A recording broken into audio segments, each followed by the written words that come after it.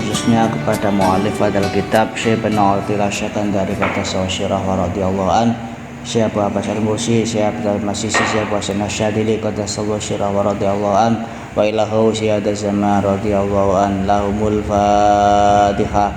A'udzubillahi minasyaitonirrajim. Bismillahirrahmanirrahim. Alhamdulillahi rabbil alamin. Ar-Rahmanir-Rahim. Maliki yaumiddin. Iyyaka na'budu wa iyyaka nasta'in. Ihdinas siratal mustaqim. Siratal ladzina an'amta 'alaihim ghairil maghdubi 'alaihim. Assalamualaikum warahmatullahi wabarakatuh. Hamdan wa salaman amma ba'du, la haula wa la quwata illa billahil aliyil azim. Rabbi shrah li sadri wa yassir li amri wahlul 'uqdatam min lisani yafqahu qawli. Rabbi zidna ilman nafi'a warzuqna faman thayyiba. Allahumma nawwir qulubana binuri hidayatika kama nawwartal arda binuri syamsika wa qamarika abadan abadan bi rahmatika ya arhamar rahimin. Ashabal fadilah yang saya hormati, al-kurama, para sahabat-sahabat saya yang berkenan hadir pada malam hari ini dan semua yang tidak hadir pada malam hari ini. Kita berharap pertemuan demi pertemuan yang istiqomah kita adakan setiap Selasa malam yang kita bungkus dengan gonggo selasanan bercermin pada hikmah para kekasih Allah Subhanahu wa taala. Terlebih kita fokus untuk mengkaji hikmah-hikmah daripada Syekh bin Athilah Syakandari qaddasallahu sirrah wa radhiyallahu an. Ini benar-benar mampu menumbuhkan yang pertama, minasyaki ilal yakin. Saya dan anda semua oleh Allah Subhanahu wa taala diberikan anugerah mampu mengikiskan rasa ragu-ragu yang ada di dalam hati kita, ada di dalam pikiran kita, dan ada dalam gerak-gerik kehidupan kita menjadi orang yang yakin kepada Allah Subhanahu wa taala. Insyaallah barokah para wali-wali ini Allah, barokah Syaikhul Rotib sebagai pembuka awal mujahadah sebelum kita melakukan kajian, cukup untuk menenteramkan hati kita, menenangkan hati kita, menyelamatkan kita satu dari penyakit-penyakit lahiriah, diantaranya corona. Cukup rotib sebenarnya cukup. Kemudian yang kedua, membersihkan penyakit batiniah, penyakit hati yang berpotensi menggelincirkan keimanan dan rasa yakin kita kepada Allah Subhanahu wa taala. Ki As'ad Syamsul Arifin Situbondo, alternatif yang disajikan ketika terjadi pagebluk bahasane wong biyen. Ini kan masa-masa pagebluk Indonesia lagi dicengkrema yang namanya ketidakpastian. Sebenarnya nggak terlalu serem amat ya, corona nggak terlalu serem amat, cuman karena dibesar-besarkan, diekspos di media massa terus menerus sehingga kemudian menimbulkan beberapa kepanikan. Nggak usah panik, ya inilah cara Allah Subhanahu wa taala mengenalkan diri kepada kita, sebagaimana kajian hikam kita yang kemarin, idza fatahalaka wijhatan minat ta'aruf. Terlepas daripada konteks yang kemarin, ini wijhah, dimensi kalau Allah itu ingin mengenalkan dirinya kepada hamba-hambanya, biasanya itu menciptakan satu nuansa.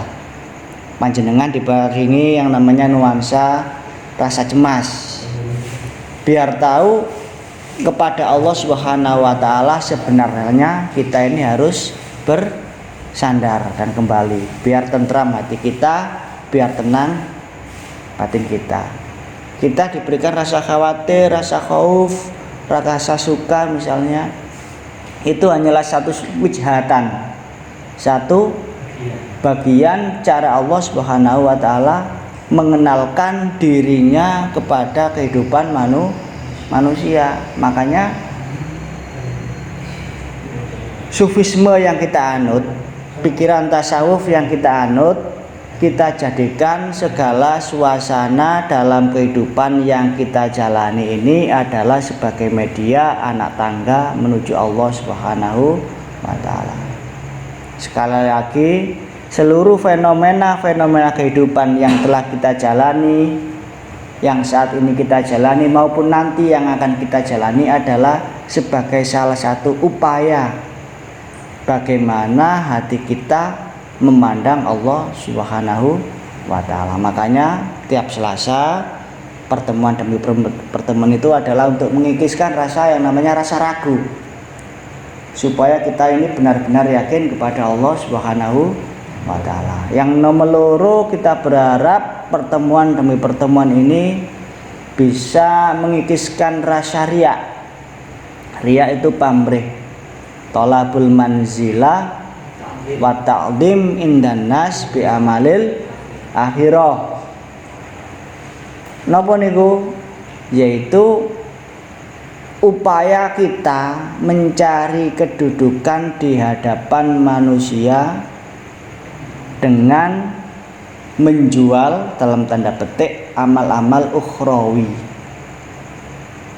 Nah, jadi pertemuan tiap Selasa kita berusaha menata batinnya kita supaya minaria ilal ikhlas. Dan banyak hal. Sing nomor 3, minal kibri ilat tawaduk, dari bangga rasa sombong kepada yang namanya tawaduk. Tawaduk itu anda pasor. Anda pasor itu rendah hati, bukan rendah diri. Kalau rendah diri berarti minder. Kalau rendah hati adalah betul-betul memandang dirinya ini hal yang tidak berarti apa-apa dalam kehidupan. Tawaduk, barang siapa seseorang yang tawaduk karena Allah Subhanahu wa ta'ala, kata Rasulullah, maka martabat derajatnya akan ditinggikan oleh Allah Subhanahu. Tetapi barang siapa yang sombong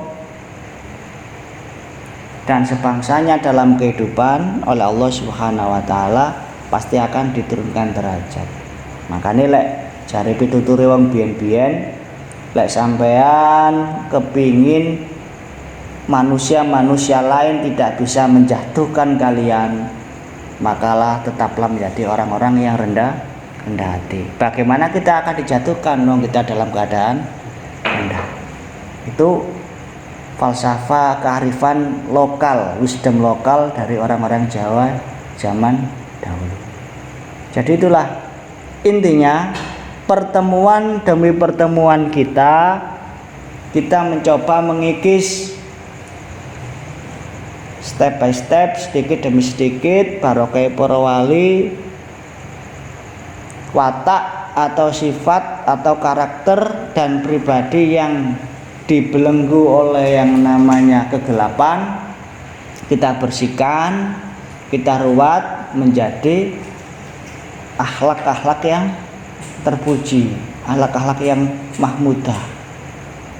Makanya jangan pernah bosan untuk menyediakan diri bercermin kepada kehidupan para kekasih Allah Subhanahu wa ta'ala yang tercermin dalam tulisan-tulisan karyanya, diantaranya adalah karya daripada Syekh Ibnu Athaillah Asy-Syakandari. Kita kemarin sudah dikatakan idza fatahalaka hujatan minat ta'aruf fala tubali anqala amaluka. Itu kan ya, kita biasanya dalam keadaan turun dalam segala hal ya, termasuk kondisi ekonomi, karena lagi di cengkrama kasus seperti ini kan otomatis secara global banyak terjadi penurunan. Ekonomi juga menjadi sepi. Tapi kita tetap tidak menjadi sapi. Ekonomi sepi dan kita tidak menjadi sapi. Mengalami pagebluk. Makanya di samping Ratibul Haddad mungkin perlulah kiranya kita itu membaca karya Sunan Kalijaga itu, Syahadat Jawa itu, kidung rumeksa ing wengi, sing ana kidung rumeksa ing wengi sing jarene arek-arek biyen niku gawe nyeluk memedi. Jare Mas Iwan iki gawe nyeluk memedi. Padahal bukan, itu adalah syahadatnya ayat kursinya orang Jawa. Ayat kursinya wong Jawa biar diberikan keselamatan oleh Allah Subhanahu wa taala dari segala macam poncoboyo. Dibacalah, dicari, browsing di internet ya. Tuh, bagus itu.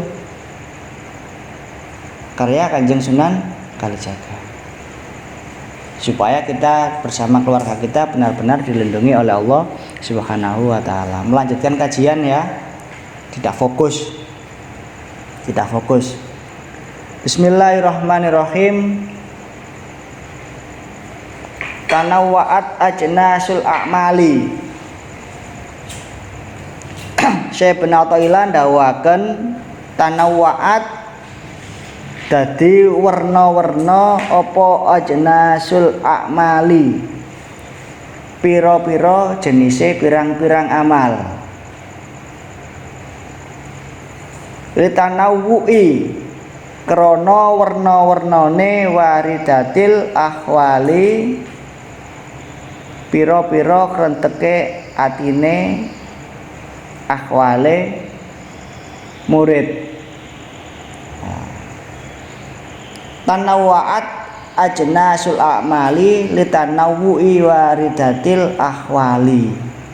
Saya Athaillah ndawaken kados niku wau, yang artinya dalam kehidupan seorang salik, dalam kehidupan seorang santri atau kehidupan manusia pada umumnya akan banyak melakukan varian-varian dalam amalia. Dan hal itu tergantung oleh warid yang menjadi hal dan ahwal dalam kondisinya ketika hidup di dunia. Ini maksudnya begini. Kalau kemarin dalam Bidayatus Salik semua guru-guru itu pasti menganjurkan murid-murid rohaninya agar memperbanyak riyadhah, memperbanyak mujahadah, memperbanyak melakukan wiridan-wiridan dan amalia batin. Semua guru pasti menganjurkan itu pada Bidayatus Salik.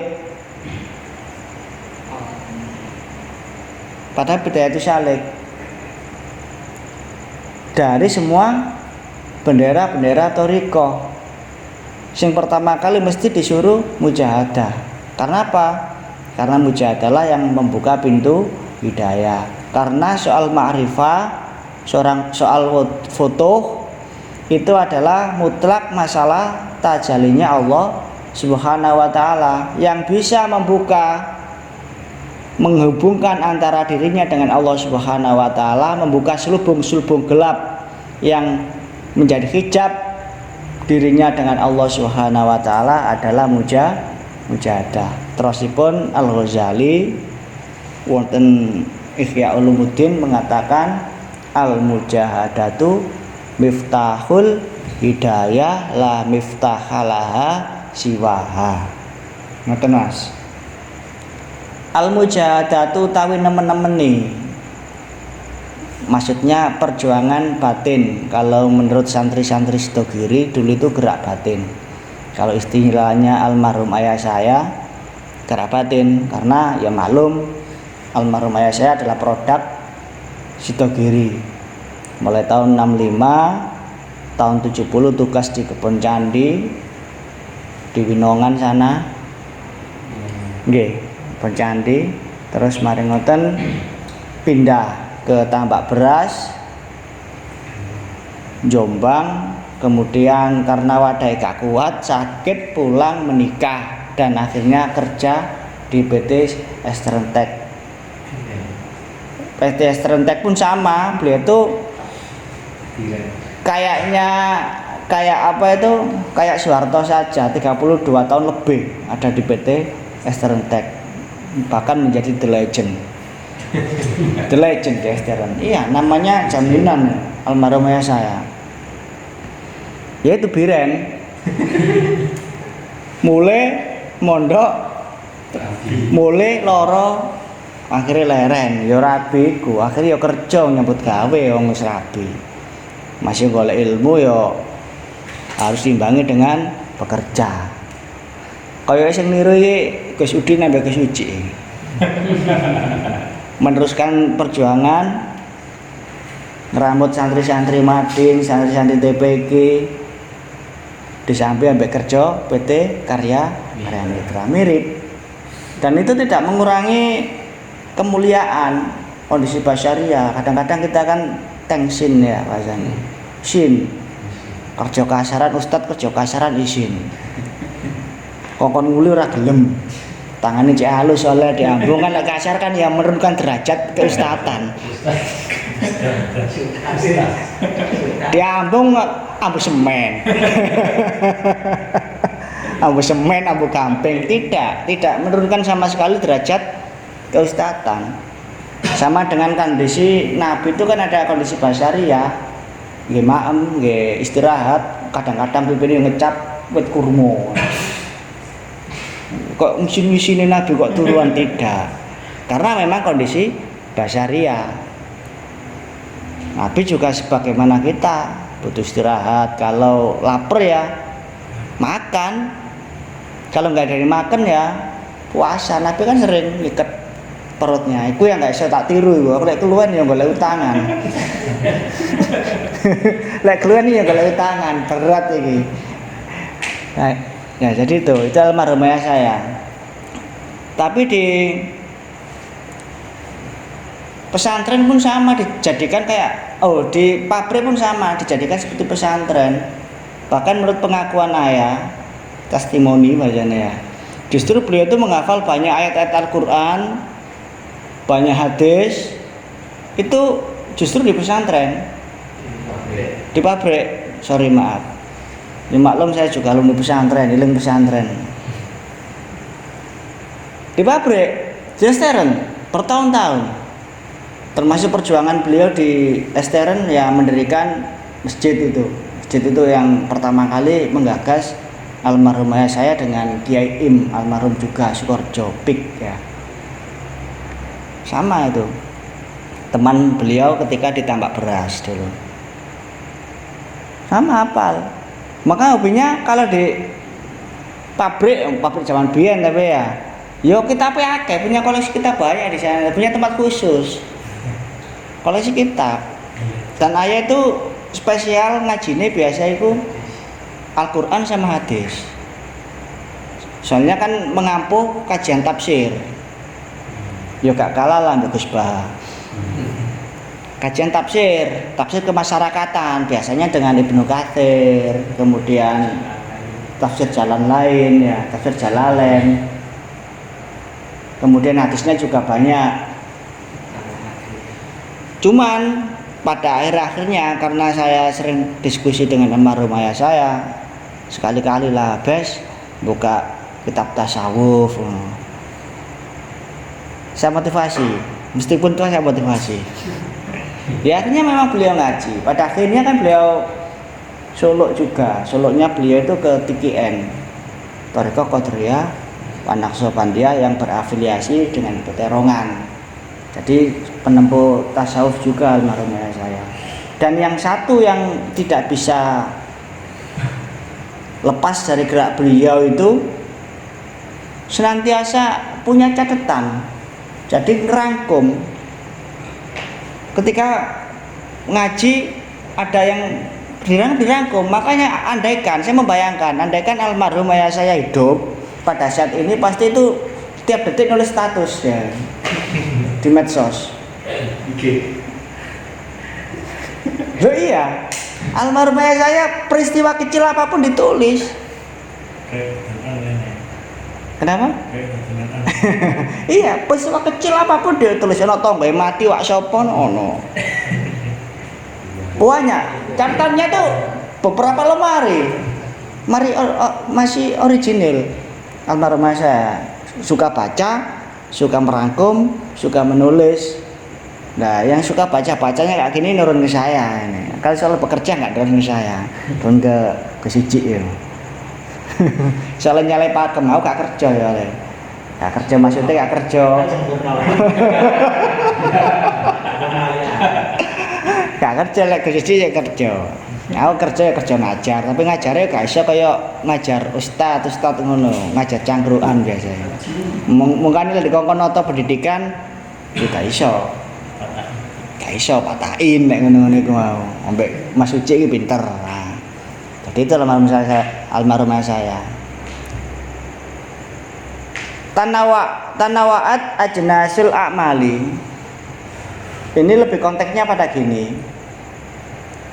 Salik itu kan ya mujadah pada permulaannya.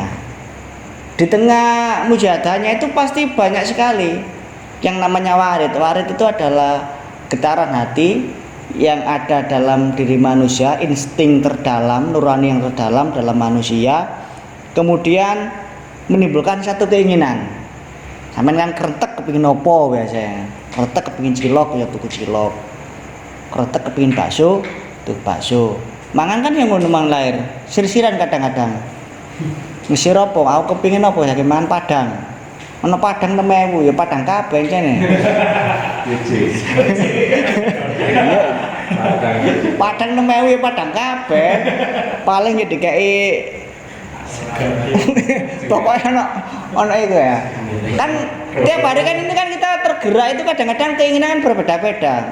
Pun demikian dalam masalah amalia, dalam lagu batinnya seorang salik itu macam-macam warnanya. Akelir ya.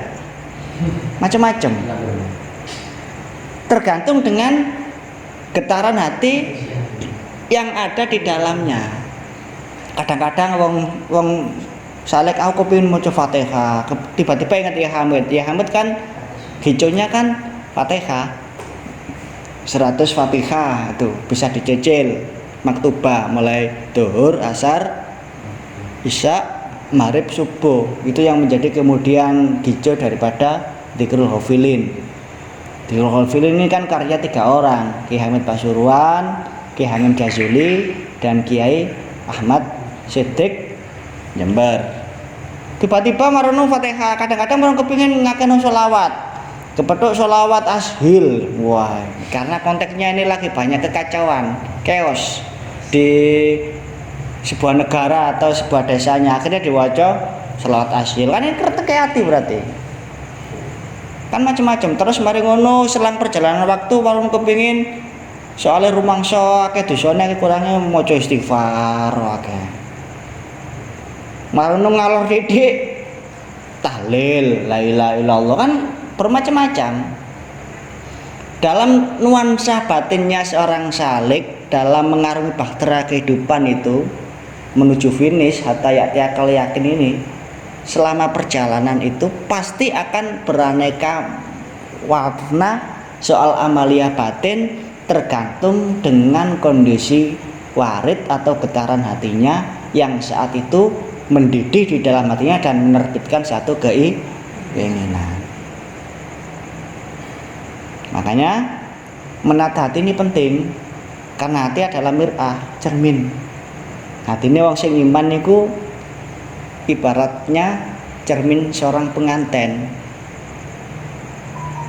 Kata Al-Ghazali kan seperti itu. Tetapi yang kemudian cerminnya ini menjadi tidak padang, gak ketok jelas, itu karena hawa nafsu. Hawa nafsu itu ibaratnya ini napas manusia. Sampeyan ngilo marono ambaan ning kene kan. Ana apa abab. Ning kene kan ana uap. Sehingga kemudian cerminan daripada gambar-gambar itu enggak jelas. ngeblur bahasane ya. Kayak HP ya. Ngeblur. Mbok wis wae ganti apa enggak paham, wis kakean roto.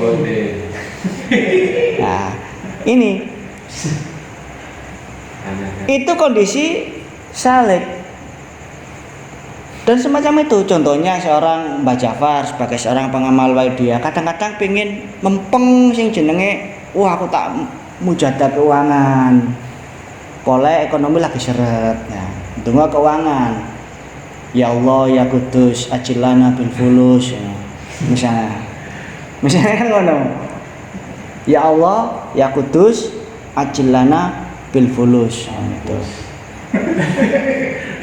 Ya misalnya kan seperti itu, karena kondisi keuangan artinya kepengin mendede ganti duit kan di peseng kok jangan akhirnya marono beritan bab keuangan ya marono kadang-kadang bab mahabbah soalnya mulai ada lawan jenis yang di PDKT dengan kondisi lahir gak kena antem awalnya misalnya kan kondisi hatinya seperti itu kerentek hati yang disebut warit itu bahasa Jawanya ya kerentek hati mah. Catatannya ketika ada kerentek hati seperti itu hendaknya kita ini segera secepat mungkin jangan pernah menunda-nunda untuk kemudian mengerjakan apa yang menjadi bahasa hati kita suatu domir lek bahasa Tuban yen untuk diaktualisasikan dalam kehidupan yang sehari-hari. Nah iku tok ndang-ndang soalnya apa lek wis ngenteni engko ae bablas pasti nggak akan pernah jadi. Contohnya lagi misalnya dikai amalan, Mas tak kayak amalan, wah gampang iki soalnya podeng rumangsane wis sering melakukan riyadhah yang super berat, wiritan sing beratus-ratus ribu kemudian dikai lembaran cuman sedikit, wah gampang lah iki pasti nggak akan terlaksana. Catatannya Kiai Musonib seperti ini. Saya penatoilah apa sih pesannya? Tanawaat ajnasil a'mali litanawui waridatil ahwali itu tadi. Ketika hati kita tiba-tiba ada kerentek untuk melakukan apa? Sholat misalnya, aku menit tak poso. Dan dilaksana no. Karena kalau kita tunda pasti tidak akan terlaksana. Itu catatan yang pertama. Catatan yang kedua, kita menjalankan lintasan-lintasan hati yang menjadi warid ini untuk kita aktualisasikan tuh jika kita tidak berada di bawah bimbingan seorang Syekh Kamil Mukamil, seorang guru ruhani. Ya, misalnya sampean gak duwe guru rohani, sampean gak berafiliasi bahasanya mengikuti salah satu thariqah atau gerakan-gerakan ruhani. Terus saya kepingin poso, yo dikerjakan puasa itu. Soalnya usul ning Gusti Allah, kepingin nyampe ning Gusti Allah, kepingin cedek ning Gusti Allah atau foto basiroe, foto moto atine ning Gusti Allah biasanya papat kelakuanane. Dadi wali abdal papat. Peta melek, peta luwe, kadu meneng, gak ngecemes ya, gak ngomong. Terus yang nomor papat iki kadu kholwat. Kholwat itu nyepi.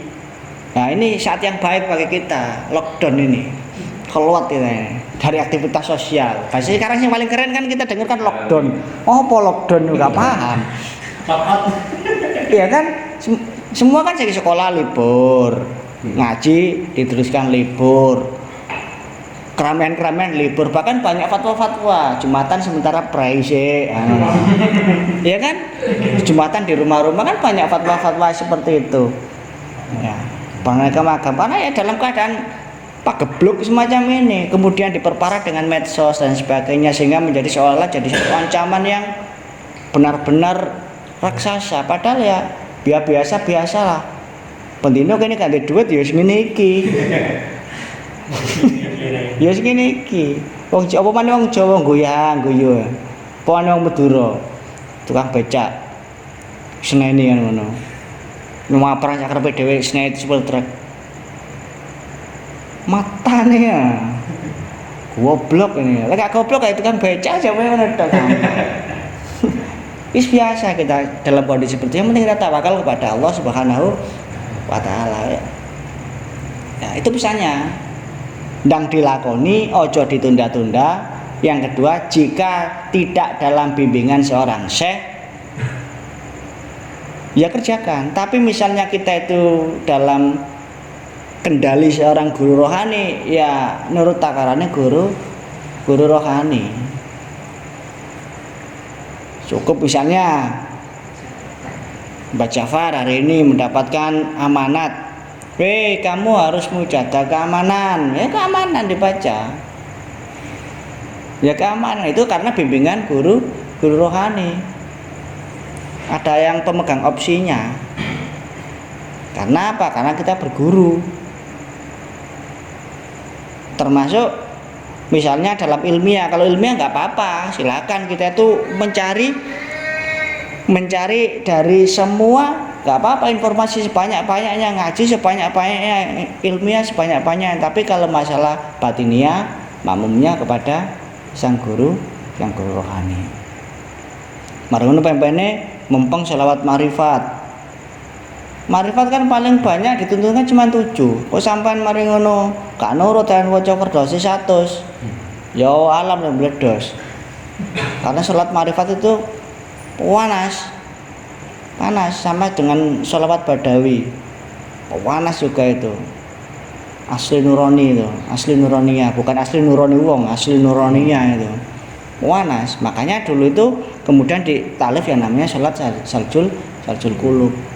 Sebagai pendingin, tarian nilainya panas. Loh, kenapa sih kadang-kadang seorang salik itu mengalami yang namanya instabil? Bahasa kerennya instabil. Basa kapokrone yang gendeng.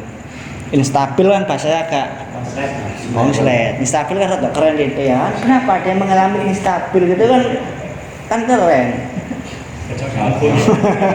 Lenganane apa iku gendeng ngene-ngene. Gila. Ya. Ya karena apa? Karena overdosis. Karena takarannya masing-masing. Apalagi kalau biasanya itu salik anyaran-anyarannya gitu semangat. Wong si anyar semangat. Padha ambek si anyar kan duwe sepeda. Ngerayane wis awan esuk bengi kalau weling wis. Sing digandeng digonceng siji-siji. Jarine iki sepeda barokah iki oleh akeh wong sing tak gonceng iki. Lah Vespa gak iso, Vespa gak iso. Nyentel. Lah fiction sih. Jadi ini ya padha ambek wong anyaran kan mesti ngono iku, padha ambek wong sing kandhe omah barang anyaran disaponi. Padahal ya kan tekele. Tapi ya penting lah, rumah itu penting. Titik foto diupload. Ya gak apa-apa anu. Soalnya aku niate melok ayah aku pengen kan ngono. Ayahku saking gak hidup di zaman sekarang. Nah, tapi penting lah bikin rumah. Tapi alhamdulillah kerja panjang saya itu 1 tahun ono hasilnya ya. Jadi duwe gen turun. Tapi iki tadi kerajaan tuh gak lucu iki. Gak ono mana. Aku wis pindah. Mulai hari Kamis kemarin sudah pindah ke candi. Ya silakan kalau mau main. Tapi ya itu, kalau tekel ya. Sampai isi titik seperti itu nggak apa-apa. Dolen silakan. Di sana banyak air sumur bisa diminum dan sebagainya. Jadi itu ya pesan Ibnu Athaillah ini sangat universal. Masing-masing dari kita hendaknya memperhatikan kondisi hati kita masing. Karena hati ini masalah hal yang penting. Hati yang jernih akan menimbulkan lintasan-lintasan, dorongan-dorongan pada kebaikan. Karena manusia berbuat baik dorongannya adalah di hati. Anggota tubuh yang lain adalah pelaksana saja. Yang menggerakkan hati. Makanya apa yang menjadi kretek hati itu adalah bahasa kejujuran. Kerjakan. Karena apa? Kalau kita kerjakan, insya Allah itu akan banyak faidah. Makanya lah wong Jawa biyen ngetesi ngrijiki hati gak perlu ngaji macam-macam. Ngrungokno apa menjadi bahasa hati. Saiki aku tak nang pasar tak tuku cenil misalnya. Ngerti cenil sampean? Panganan cenil yo gak menggok-menggok. Lagi dia kan gak terlalu pasar akhirnya mengko nang warung kopi dhisik. Marah kan cenile kan itu berarti kita gak jujur terhadap kata hati. Lah kepengin lurusno ati yo ben ngono tok, kepengin tuku lombok yo lombok dhisik tuku. Mari ngono urusan marang tuku bawang, tuku kentang dan sebagainya setelah lombok. Kadang-kadang kita kan nggak seperti itu. Contohnya, aku tak kepingin mujahadah kubro, saya menggo, saya nak kuburan niki, nak kuburan niko, ya terus marang nang tempat ini dan tempat iko. Padahal tujuannya mujahadah kubro. Gitu ya, bisa dipaham ya? Semoga keterangan pada malam hari ini memberikan motivasi kepada kita untuk senantiasa terus bermujahadah, membersihkan hati kita, mensucikan jiwa kita, dan kita istiqomah dengan amalia-amalia kita sehingga kita lurus dalam perjalanan kembali kepada Allah Subhanahu wa taala dan diberikan futuh lahir batin, manawiyah, kauniyah oleh Allah Subhanahu wa taala. Untuk doanya dipimpin oleh Singgen.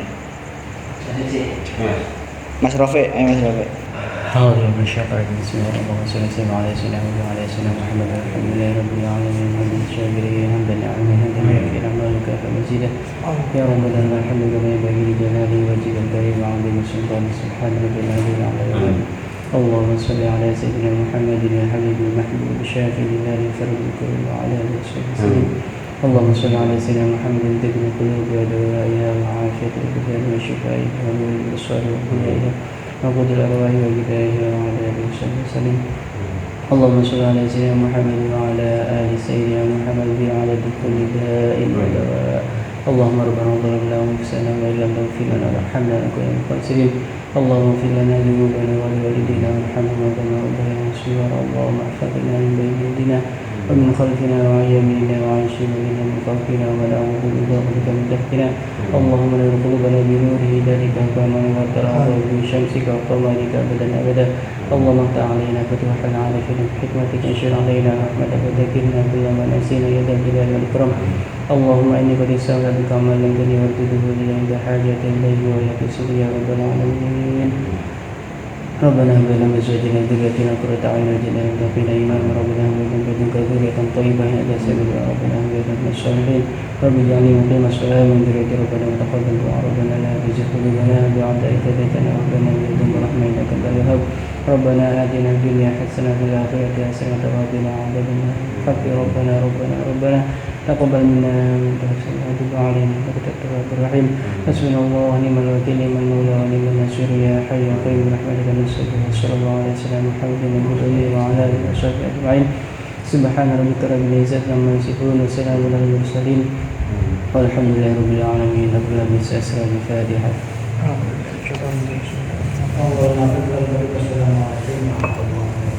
Waalaikumsalam warahmatullahi wabarakatuh.